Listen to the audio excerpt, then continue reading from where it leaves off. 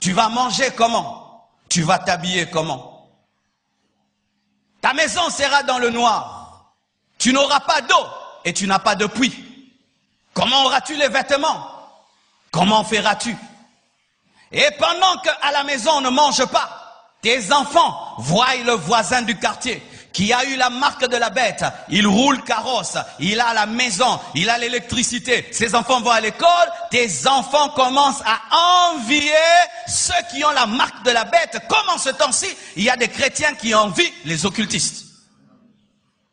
Et un jour, ton enfant revient, il a la marque de la bête, il revient avec un téléphone. Mais comment tu as acheté? J'ai pris la marque.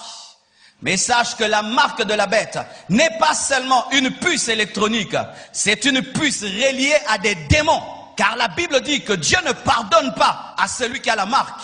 À qui Dieu ne pardonne jamais? Dieu ne pardonne jamais aux démons.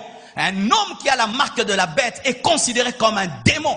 Et un enfant rempli du diable vient dans ta maison. Qu'est-ce qu'il fera? Il peut te décapiter au nom de l'Antichrist. C'est alors que la Bible dit que je ne suis pas venu apporter la paix, mais l'épée. L'homme aura comme ennemi les hommes de sa propre maison, les personnes de sa propre maison. Pourrez-vous vivre en cette période-là? Pendant la tribulation, il n'y aura pas que la marque de la bête. Il y aura des guerres. Tout ce que vous voyez aujourd'hui, la Corée qui est en train de faire une arme biologique, tout ce que vous voyez aujourd'hui, des hommes intelligents, au lieu de créer des routes, créent des armes. Dernièrement, je suis sur Internet, bien aimé, je crois non, à la télé. Des gens qui bombardent une arme chimique qui brûle presque les yeux des enfants. Les gens deviennent aveugles. Ils sont en train de tester ces choses. Et les hommes auront la capacité d'envoyer des bombes atomiques dans l'eau, de sorte que l'eau devient amère. Comment vas-tu boire une eau amère? La Bible nous dit que pendant la tribulation, le soleil perdra sa lumière. Une partie de la terre sera dans les ténèbres. La terre est dans les ténèbres et tu n'as pas d'électricité.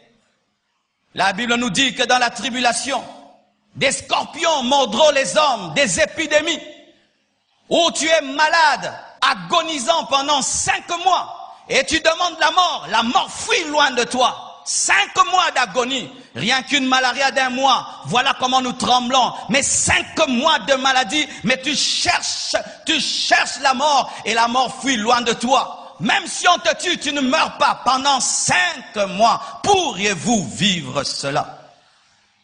La Bible nous présente que l'iniquité va croître. Que c'est terrible, frère. Pour ma part, logiquement, si Jésus-Christ revient, et je rate l'enlèvement, mais je me répands, et puis je commence à craindre Dieu, jusqu'à ce que les 7 ans soient passés, et que le millénium arrive. Mais la Bible nous dit que pendant la tribulation, le péché va grandir, de sorte que Golgotha sera appelé Sodome et Gomorrhe. Le lieu où Jésus est mort sera appelé Sodome et Gomorrhe. Le péché va grandir. Chers parents, vous voulez que vos enfants puissent vivre dans un cadre adéquat. Ne ratez pas l'enlèvement, parce que si Jésus s'en va, l'Église, plutôt si l'Église s'en va, le diable aura la permission de répandre ses démons comme jamais. Le monde deviendra une loge, car tous les hommes adoreront le dragon et la bête. Nous fuyons, je ne peux pas entrer dans la rose croix. Le monde entier deviendra une loge, car les hommes seront clairement des adorateurs du diable.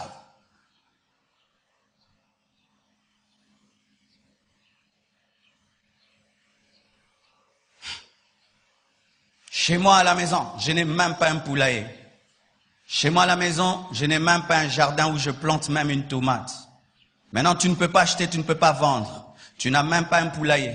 Tu n'as même pas des tomates. Comment vas-tu vivre? C'est pourquoi je dis ceci aux familles qui vont rester. Achetez beaucoup de jeans. Je suis très sérieux parce que tu ne peux pas acheter les vêtements. Les jeans, ça dure. Ça peut faire 3 ans et demi. Achetez beaucoup de jeans. Et je dis aux familles, si Jésus-Christ revient et qu'un pasteur reste, vous pensez que le pasteur va commencer à prêcher ici? Ta maison deviendra ton église. Ces temples-ci seront récupérés par l'Antichrist. Parce que si tu vas prêcher clairement Jésus-Christ, tu seras décapité. Nous allons revenir au système des églises des maisons, comme au temps de l'église primitive, après l'enlèvement. Les gens qui auront la vérité, qui se sont repentis, vont commencer à vivre dans des maisons. Et comme on ne va pas avoir les unités pour envoyer les SMS, les gens vont commencer à s'écrire à nouveau des lettres. Tu as le temps. Ou mercredi on te prêche, vendredi on te prêche. Si Jésus-Christ s'en va, tu vas chercher un prédicateur. Tu vas chercher un prédicateur. Tu vas chercher les prédicateurs. Pendant que vous avez l'occasion d'écouter la parole, répentez-vous, répentez-vous, répentez-vous, répentez-vous, répentez-vous. C'est pourquoi je poste cette vidéo sur Internet. Et au jour de l'enlèvement, si tu as encore les unités, suis-la sur YouTube. Je vous assure, cette vidéo va aider beaucoup de gens dans l'enlèvement, dans la tribulation. Voici ce que le Seigneur me dit de dire aux gens. Tu es dans une famille de 10 personnes et 9 sont enlevés. Tu restes seul à la maison. Ça peut te pousser à te suicider. Ne te suicide pas. Oui, beaucoup de gens vont se suicider. Tu fais 3 ans et demi, papa est parti, maman est partie et tu sais qu'ils sont au ciel. Mais toi tu as raté parce que tu refusais de pratiquer la parole. On te disait tous les jours, donne ta vie à Jésus. Répands-toi, répands-toi. Ah, ça ce sont vos trucs, hein. Ça ce sont vos trucs. Et tu te rends compte, maman avait raison, papa avait raison, mes frères avaient raison. Il y a des gens qui risquent de se tuer. Ne te suicide pas, mais arme-toi de la pensée de souffrir pour Jésus et accepte d'être décapité au lieu d'avoir la marque de la bête. Alléluia. Alléluia. Si t'arrivais de rester, dis la vérité pourquoi tu es resté. Car beaucoup de gens qui vont rater l'enlèvement vont commencer à dire que Dieu est injuste. Moi, son enfant, pourquoi il me fait ça? Dis la vérité. J'étais un chrétien hypocrite. J'étais un chrétien hypocrite. J'étais un chrétien hypocrite. C'est pourquoi je suis resté. Mais Seigneur, pardonne-moi et donne-moi la force de t'aimer. Et si je dois accepter le sacrifice de ma vie, que je l'accepte. Car il est écrit, celui qui acceptera de perdre sa vie la retrouvera. Mais celui qui la gardera la perdra.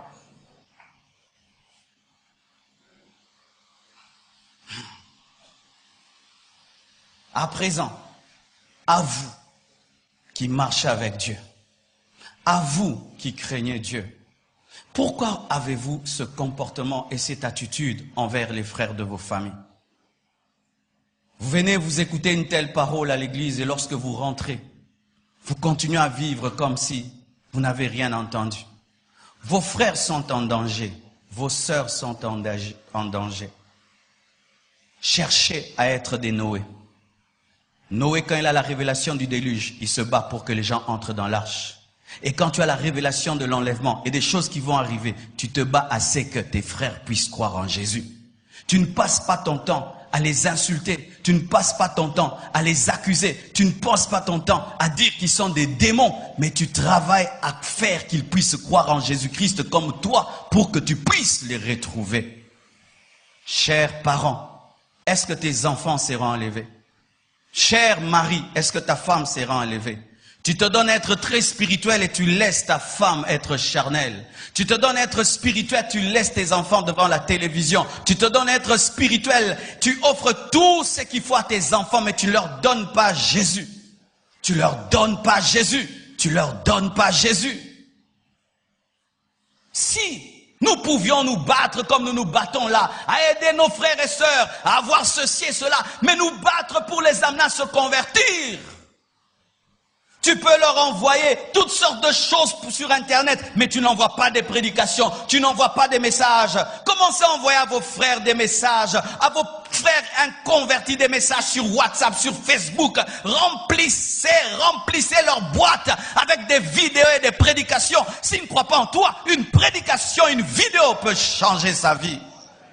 Mais qu'est-ce qui arrive? Je peux envoyer à un homme qui n'est pas de ma famille une vidéo de prédication, mais à mon propre frère, à ma propre sœur, nous n'arrivons pas à le faire.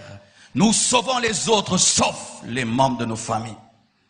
Très à l'aise à prêcher aux autres, mais pas aux membres de nos familles. Très à l'aise à envoyer des vidéos de conversion, de prédication aux autres, mais pas aux membres de nos familles. Alléluia. Alléluia. Voici mes frères et sœurs. J'ai compris ceci, que souvent nos églises sont comme des mauvaises écoles. Vous savez, dans une école moins sérieuse, le promoteur se contente d'avoir une foule, même s'il sait que cette foule ne va pas avoir l'examen d'État. Mais dans une école sérieuse, ce n'est pas la foule qui compte, mais c'est le nombre de personnes qui ont le diplôme pour faire 100%. Et dans une église, lorsqu'on est nombreux comme ça, et qu'on ne suit pas votre spiritualité, on est comme une école qui aime brandir, nous sommes autant d'élèves, mais après c'est le néant. Mais vaut mieux une petite école de 10 personnes, mais qui aura 100%, qu'une grande école de 1000 personnes qui aura néant. C'est pourquoi mes frères, si les hommes de ce monde sont intelligents, en matière d'éducation, à l'université, qu'est-ce qui se passe? On donne un examen et le professeur sait que l'examen est tellement haut et il connaît le niveau intellectuel de ses étudiants. Il dit qu'il y aura une deuxième session et pendant la deuxième session, il prépare un examen pour les aider à comprendre ce qu'ils n'ont pas compris. Et Dieu aussi, il dit qu'il y aura l'enlèvement, mais après l'enlèvement, ceux qui vont rester, s'ils gardent la foi et se répandent et refusent la marque de la bête et acceptent même de mourir, ils vont ressusciter pour entrer dans le millénium. Nous, l'Église, nous prêchons quoi? L'enlèvement et nous prêchons le millénium, mais nous ne prêchons jamais la période de 7 ans, alors que pendant la période de 7 ans, la Bible dit qu'il y aura un peuple tellement nombreux qu'on ne peut les compter. Qu'est-ce que je veux dire? Nous ne devons pas faire semblant. Nous savons que dans nos familles, sur 10 personnes, il y a peut-être 3 qui seront enlevées, n'est-ce pas? Mais alors, ces personnes qui ne seront pas enlevées, qui resteront, qu'est-ce que la Bible leur dit? La Bible leur dit de croire en Jésus-Christ, de tenir ferme et ne pas avoir la marque de la bête. Allez leur dire cela. Si tu refuses de croire en Jésus-Christ et moi je m'en vais, voici ce qui va t'arriver. Alors quand tu verras ces choses et que tu croiras et que tu sauras que je ne mentais pas, voici ce que tu dois faire. Fais de ton mieux pendant 7 ans de garder la foi. Et j'aimerais vous dire, ce n'est pas que je suis venu vous faire peur. Je suis venu vous dire la vérité, car beaucoup entre nous, nous venons à l'église le dimanche. Mais tu vois, tu as un copain, tu t'enivres, tu me voles, tu triches, tu trompes, mais tu viens à l'église. Alors, nous avons des gens qui viennent à l'église, mais qui ne se préparent pas à l'enlèvement. Alors, comme ils ne se préparent pas à l'enlèvement, disons-leur la vérité, vous allez rester, mais faites attention, ne prenez pas la marque de la bête, répentez-vous. Non, comment le pasteur peut nous dire ça? Mais quand je regarde vos vies, samedi vous êtes dans les boîtes. Vous êtes dans le péché, même si vous priez. Vous trichez à l'école, vous volez au travail. Vous avez des ennemis, vous avez des rancunes. La sanctification n'est pas votre priorité, mais c'est la bénédiction que vous voulez. Alors lorsque un pasteur voit cela, alors il peut comprendre que ces gens ne vont pas partir. Alors ils ont besoin de voir pour croire. Alors vous verrez. Vous verrez. Vous verrez. Oui, j'aimerais te parler. Lorsque tu viens à l'église, qu'on parle de l'enlèvement, tu nous méprises. Tu es comme les gens du temps de l'autre qui le méprisaient. Mais ils disent toujours ça. Le jour que ça s'accomplit, alors tu croiras. Alors voici ce que tu feras. Pendant 3 ans et demi, cultive des pommes de terre. Achète-toi des jeans. Cache-toi très bien dans ta maison. Prends la Bible, commence à la lire comme jamais. Deviens le prophète du millénium. Dis maintenant aux gens. Lorsque les gens vont commencer à faire des informations et disant nous ne comprenons pas, demande la permission de passer à la télévision pour leur expliquer. En soi, ce que Jésus a dit c'est accompli, nous sommes restés, tenons bon parce que l'Antichrist arrive et voici ce qui va arriver. Mais Dieu ne veut pas que tu deviennes un prophète de la tribulation. Mais si tu ne prends pas la décision, c'est ce que tu deviendras, un grand prophète de la tribulation, expliquant l'eschatologie avec précision. Que Dieu vous bénisse abondamment.